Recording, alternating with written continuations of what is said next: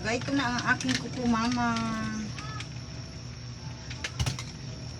So guys, nagluto ako ng pananghalian, ulam. Ang kaso guys, ulang malunggay. Naghanap ang aking anak ng malunggay kaso wala daw siya nakikita. Kararating ko lang guys, galing ako sa school. Kaya ngayon lang ako nakaluto guys, alauna na. Ito na guys, lalagyan ko ng sili. Kasi wala naman malunggay, sili na lang.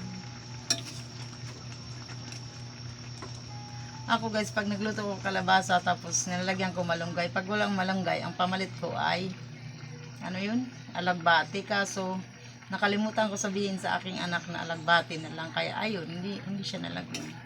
Nagugutom na ako guys, galing ako sa school. Uwi ko lang ngayon. Ito nga, hindi pa natatanggal ang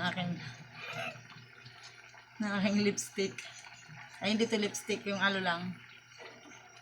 Ang tawag nun, lip tint. Hindi pa natatanggal kasi galing pa rin ako sa school. Ito, papatuyuin ko pa siya. Sobrang gutom na ako talaga. Grabe.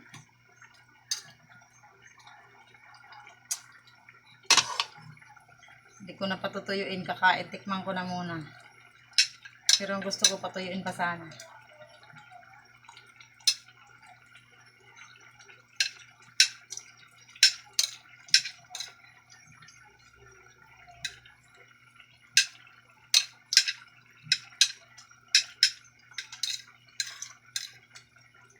Pinilit ko ng kainin dito sa kalan. Hindi na nakapaghintay na, gutom na ako. Pinilit ko na dito.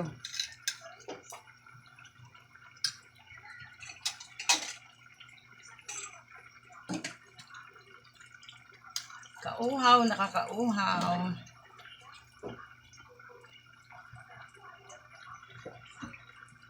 Sarap ng malamig na tubig.